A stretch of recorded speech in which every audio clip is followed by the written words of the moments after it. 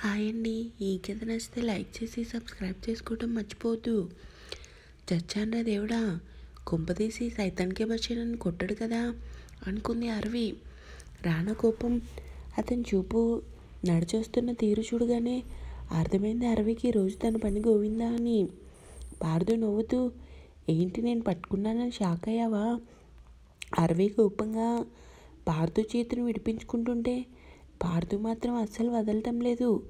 కోపంగా ముందుకొచ్చి అరవి చేతిని పట్టుకుని, గుడికి ఎందుకు వచ్చావే? నువ్వు అడ్డమైన వాళ్ళతో మీటింగ్ పెట్టడానికా? ఈ మాటకి పార్దుకి కోపం వచ్చింది. నోరు అదుపులో పెట్టుకొని మాట్లాడు రానా. ఎవరు అడ్డమైన వాళ్ళు నీకు నేను చెప్తాగా పార్దు అంటూ నవ్వుతూ పార్దు చేతిని గట్టిగా పట్టుకుని, ఛాన్స్ ఇచ్చాను కదా అని చంకనెక్కి చిందులు వేయాలని చూస్తే భూమి మీద లేకుండా చేస్తాను.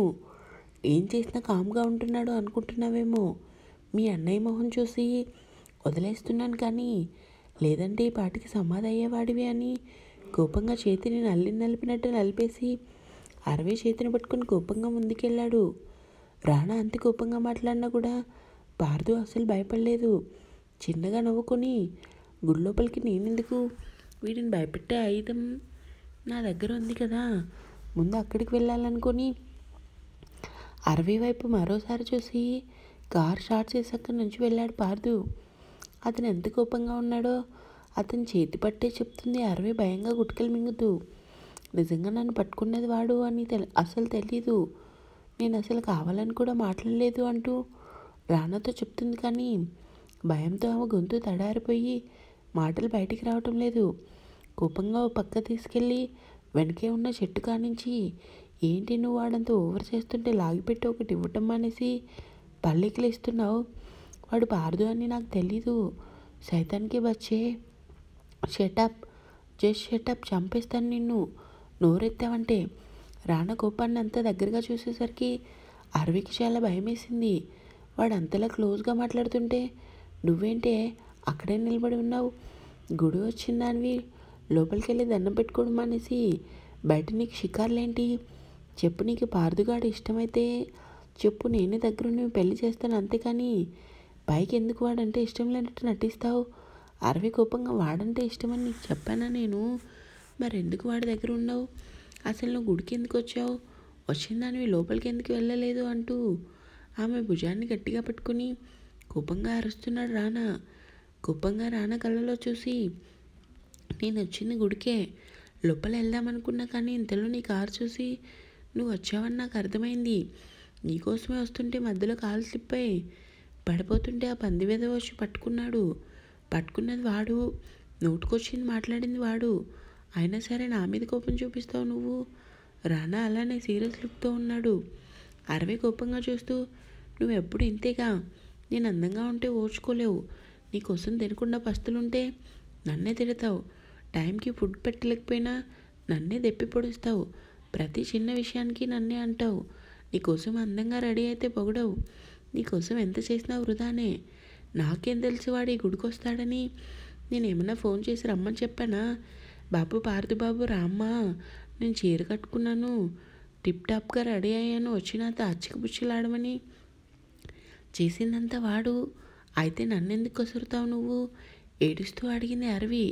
ఆమె మాటలకి ఒకవైపు కోపం, మరోవైపు నవ్వు వచ్చినా అలానే సీరియస్గా మెయింటైన్ చేస్తూ, ఇప్పుడు నేను కొట్టానా అలా ఏడుస్తున్నావు?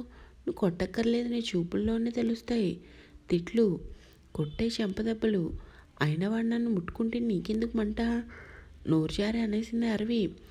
రానా కోపంగా ఆమెను మీదకి లాక్కొని, ఏంటే వాగుతున్నావు? వాడు నిన్ను ముట్టుకుంటే ఎందుకా నాకు మంట? అవును, అతని కౌగిల్లో ఆమెకి ఊపిరాడటం లేదు. నాకు కాకపోతే ఎవరికే మెంటల్ దానా? ఎప్పుడు నోటు దురుసుగానే మాట్లాడతావా? నువ్వు ఎవరితో ఉన్నా నాకు నచ్చదు. ఎందుకు ఏమిటంటే ఏమో అది నాకు తెలియదు, కానీ నా దగ్గర నువ్వు ఎప్పుడు నాకు నచ్చినట్టుగానే ఉండాలి. నీకు నచ్చినట్టుగానే ఉంటున్నావు కదా. వాడు వస్తే నా మీద ఎందుకు కోపం చూపిస్తున్నావు? వాడు నీతో అంత క్లోజ్గా ఉంటే కోపం రాక ఏమొస్తుంది చెప్పు? అరవి ఏం మాట్లాడలేదు. మౌనంగా అతని కళ్ళలో చూసింది. ఏంటి ఆ చూపు? నీ చూపులకి నేనేం కరిగిపోను. నువ్వెందుకు కరుగుతావు? నువ్వు మనిషివి కాదు, బండరాయివి. చంపేస్తాను ఇంకొకసారి ఆ వెధవ కానీ నీతో మాట్లాడితే ఏం చేయాలో తెలుసుగా, లేదంటే నేను చెప్పాలా? ఏం అవసరం లేదు, నాకు తెలుసు అంటూ ఊడిపోయిన రానా షర్ట్ బటన్ పెడుతూ అతని కళ్ళలో చూసింది. ఆమె చూపుకి మనోడికి కోపం తగ్గింది కొంచెం. నన్నంటావు, నీకే సరిగా బట్టలేసుకోవడం రాదు అంటూ ముక్కెగరేసింది. అప్పుడు చూశాడు అరవై చీరలో ఎంత అందంగా ఉంది. పైగా కంటికొసల వరకు పెట్టిన కాటుక, నుదుటిని పెట్టిన కుంకుమ బొట్టు, పెదవెంచనున్న ఆమె పుట్టుమచ్చ ఆమె అందాన్ని మరింత రెట్టింపు చేసింది. ఆమెను అలా చూసేసరికి అప్పటి వరకు ఉన్న కోపం చిరాకుపోయి అతని పెదవులకు సన్నని నవ్వు వచ్చినా లోపలే నవ్వుకున్నాడు కానీ పైకి నవ్వలేదు. అతని షర్ట్ బటన్ పెట్టి కోపంగా అతని ముఖం మీద పడిన చెమటని తన పైట కొంగుతో తుడుస్తూ, నేను నిన్ను బాగా అర్థం చేసుకుంటాను కానీ నువ్వే అస్తమానం నన్ను తిడతావంటూ ఫేస్ పక్కకు తిప్పుకుంది. ఉఫ్, ఇప్పుడు నీ బాధ ఏంటే చెప్పి చావు, ముందు ఆ ముఖం అలా పెట్టుకు. రానా వైపు జాలిగా ముఖం పెట్టి, నిజం చెప్పు, నేను వాడిని ఇష్టపడతానా? అరవై ఫేస్ మీద పడిన కుర్రలు వెనక్కి నడుతూ, లేదు, నువ్వెందుకు అలా చేస్తావు? మరి నా మీద నీకు అంత నమ్మకం ఉన్నప్పుడు నువ్వెలా అనగలిగావు ఆ మాట? నీకు తెలుసా నువ్వు అలా మాట్లాడుతుంటే నాకు ఎంత బాధ అంటూ చెప్పలేక ఆగిపోయింది అరవి. ఆమె కళ్ళలో తడి చూడగానే అర్థమైంది రానాకి తను ఎంత బాధపడిందో. ఒక్కసారిగా ఆమెని గుండెలు హత్తుకొని ఆమె తలపై గట్టిగా ముద్దు పెట్టి, సారీ ప్రియా, తెలీదు, వాడు నీ పక్కనుంటే నాకెంత కోపం వస్తుందంటే, చాలా అంటే నా వల్ల కావటం లేదే. అతని మాటలకే అతన్ని మరింత గట్టిగా హక్ చేసుకుని, నీకు నచ్చింది నేను చేయను సైతానికి వచ్చే అంటూ ప్రేమగా చూసింది. ఇద్దరు కాసేపు అలానే ఉండిపోయారు. రానా వెంటనే తేరుకొని, ముందు వదిలివే, ఇది గుడి, ఎవరైనా చూస్తారు. అయినా నేను బాగుంటాననుకో, ఎంత బాగుంటే మాత్రం ఇలా ఆరు బయట హక్ చేసుకోవచ్చా అవ్వా అంటూ నోటి మీద చేయి వేసుకొని కన్ను కొట్టాడు. అరవి కోపంగా చూసి ముందుకు వెళ్తే వెనక్కి తిరిగింది. చీరలో అస్సలు బాగాలేదు నువ్వు, అది మాత్రం బాగుంది అంటూ తన చూపుడు వెళ్ళిన ఆమె నడుము దగ్గర చూపిస్తూ అదో రకంగా చూశాడు. ఏదో తెలియని సిగ్గు అరవిని అల్లుకొని ఆమె బుగ్గలు ఎరుపెక్కేలా చేశాయి. అతని వైపు చూడకుండా తనలో తానే నవ్వుకొని గుడి లోపలికి వెళ్ళింది ఆమె. వెనకే రానా కూడా గుడి లోపలికి వెళ్ళాడు. నీ మీద ఇంకా కోపం పోలేదా బావా? తన పెద్ద పెద్ద కళ్ళతో ఎంతో అమాయకంగా అడిగింది జాను. నీ మీద కోపం ఏంటి జాను? మరి నిన్న నాతో రేఖ గారు మాట్లాడారు కదా, అందుకే కదా నైట్ నుంచి నేను ఫోన్ చేసినా లిఫ్ట్ చేయలేదు.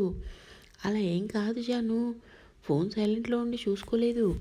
నేను నీ మీద నాకు కోపం ఏంట్రా? ఆవిడతో నీకు మాట్లాడడం ఇష్టం లేదని నాకు తెలుసు. అబ్బి ఫేస్ చూసి నైట్ నుంచి ఏం తినలేదా బావా? ఎందుకు అలా ఉన్నావు? నీ మొహం అంతా నీరసంగా ఉంది.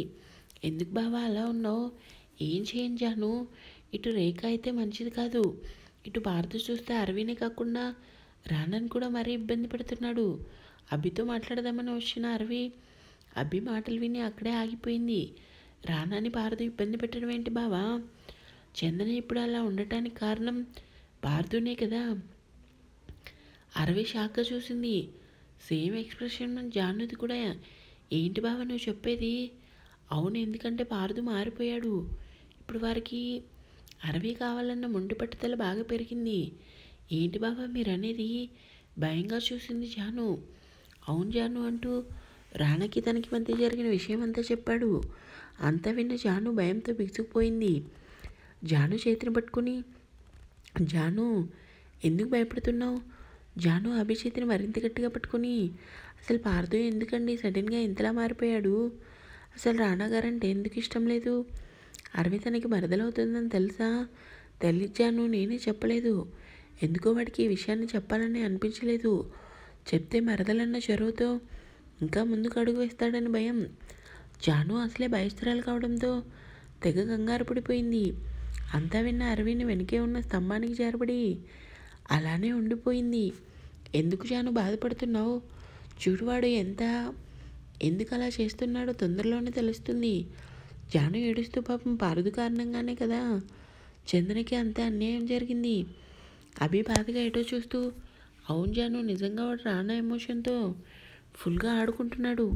ఇప్పటి వరకు రానా నామకం చూసి పారదుని వదిలేశాడు కానీ ఇప్పుడు మాత్రం వదలడు. కానీ నాకు భయంగా ఉంది. అరవి రానాతో ఉండేసరికి వాడు ఇంకా రెచ్చిపోతున్నాడు. కావాలని వాళ్ళిద్దరి మధ్యన గొడవలు పెట్టి విడదీయాలని చూస్తున్నాడు. చెప్తాను వాడి సంగతి. వాడికి ఎలా బుద్ధి చెప్పాలో నాకు బాగా తెలుసు అంటూ కోపంగా పళ్ళు నూరాడు అభి. జాను మాత్రం భయంగా అరవి కోసం చూస్తుంది. దేవుడా, ఈ పార్దు కారణంగా అరవికి ఏం కాదు కదా, నువ్వే కాపాడు దేవుడా అనుకుంది జాను. ఏదో మాట్లాడదామని వచ్చిన అరవి అభి మాటలకి ఏం మాట్లాడలేక మౌనంగా వెనక్కి తిరిగింది. దేవునికి దండం పెట్టుకుని ఉన్నాడు రానా. అతన్ని చూడగానే అప్పటి వరకు దాచడానికి ప్రయత్నం చేసిన కన్నీటి ప్రవాహం ఒక్కసారిగా ఆమె ప్రమేయం లేకుండా బయటికి వచ్చింది. ఇంతలో రానా కళ్ళు తెరిచి హారతి తీసుకుంటూ తన వైపే చూస్తున్న అరవి వైపు చూశాడు. ఏమైంది అలా చూస్తున్నావు? మూసుకొని నా పక్కకి రా. చూపులతోనే ఆమెకి సైగ చేశాడు రానా. సెకండ్ కూడా ఆలస్యం చేయకుండా అతని ఎదురుగా నుంచొని చూస్తుంది హారతి తీసుకొని. బొట్టు పెట్టుకుని ఆమె నుదుటిన బొట్టు పెడుతూ, ఒక పట్టాన కూర్చోవేంటి నువ్వు? ఎప్పుడు చూసినా గిరికిరామంటూ తిరుగుతావంటూ ప్రేమగా ముక్కు దగ్గర పడిన కుంకుమ తుడిచి ఆమె కళ్ళలోకి చూశాడు. ఏంటి, నేను తిట్టిన తిట్లు మర్చిపోలేదా? ఇంకా ఏడుస్తున్నావు? నీ ఏడుపు ఎందుకో నాకు తెలుసు. చీరలో నిన్ను పొగడలేదనే కదా. అంత బాధలోనూ అరవి కోపం రప్పించాడు రానా. రానా నవ్వుతూ, చెప్పాను కదా నువ్వు బైక్ కనిపించింది అంటూ గ్యాప్ ఇచ్చి గుడి కదా బుద్ధిగా ఉండాలి, బయట చెప్తానులే అంటూ అందంగా నవ్వాడు. ఒక్కసారిగా రానాని గట్టిగా హత్తుకుంది. అరవి ఆమె ఎందుకు ఆకు చేసుకుందో తెలియక రానా ఆశ్చర్యపోయాడు. ఎందుకు నా దగ్గర నిజం దాచావు చెప్పు అంటూ ఏడుస్తూ చూసింది. నీ దగ్గర నేనే నిజం దాచానే. ఆపు ఇంక నీ అబద్ధాలు. ఎందుకు పార్దు అంత చేసినా నోరు మూసుకొని ఉన్నావు? మా ఫ్యామిలీ అని ఆలోచిస్తున్నావా? తప్పు చేసింది ఎవరైనా సరే శిక్షించాలి. అయినా అశ్విన్ చనిపోయినా పార్దు ఇంత చేసినా నువ్వు ఎందుకు మౌనంగా ఉన్నావు? సైతాన్ చెప్పు, ఎందుకు మౌనంగా ఉన్నావు? రానా చిన్నగా నవ్వి ప్రేమగా ఆమె తలనిమురుతూ, ఇవన్నీ నీకు ఎవరు చెప్పారే? అరవి కోపంగా తెలుసుకొని ఏం చేస్తావు? వాళ్ళ నోరు ముగించేస్తావా? ముందు ఏడు పాపవే బాబు, నిన్నేదో చేశాననుకుంటారు గుడికొచ్చిన జనాలు. ముందు పద నువ్వు అంటూ ఆమె కన్నీరు తుడిచి చుట్టూ చూశాడు. అందరూ తమనే వింతగా చూస్తుండడంతో రానా ఇబ్బందిగా నవ్వి అరవిని వదిలి, ఏ మెంటల్ దానా, ముందు నాకు దూరంగా జరగవే, అందరూ మనల్నే చూస్తున్నారు. వెంటనే రానాకి దూరం జరిగింది. నువ్వెక్కడ ఉంటే అక్కడ తుఫానే బాబు, ఎప్పుడు ఏదోటి చేస్తూనే ఉంటావు. అరవి పార్దు కోసం ఆలోచిస్తూ, నువ్వు వదిలేసిన నేను మాత్రం వదలను. సైతానికి బచ్చే, ఎవడి అంట చూసుకొని పార్దు ఇదంతా చేస్తున్నాడో నేను తెలుసుకుంటానని ఆలోచిస్తూ గుడిలో గంట కొడదామని చేతిని పైకెత్తుతుంటే పక్కనే ఒక అమ్మాయి చేతిలో ఉన్న పళ్ళెం అరవై చేతికి తగలటం, అందులో ఉన్న కుంకుమ రానా మీద పడటం, అతని వైట్ షర్ట్ అంతా కుంకుమ రంగులో మారటం, క్షణకాలంలోనే ఆ కుంకుమ అరవై నుదుటిని పట్టడం రెండూ జరిగాయి ఒకేసారి. అరవి కోసం వచ్చిన జాను అభి ఇద్దరు ఆశ్చర్యంగా చూస్తుండిపోయారు. రానా మాత్రం కోపంగా అరవి వైపు లుక్కిచ్చి పడ్డపడ్డ పళ్ళు నూరాడు. నువ్వు మారవే బాబు, ఎప్పుడు ఏదోటి అభిషేకం చేస్తూనే ఉంటావు కదే నిన్ను అంటూ కోపంగా అరవి చేతిని పట్టుకున్నాడు. ఇంకా ఉంది కీప్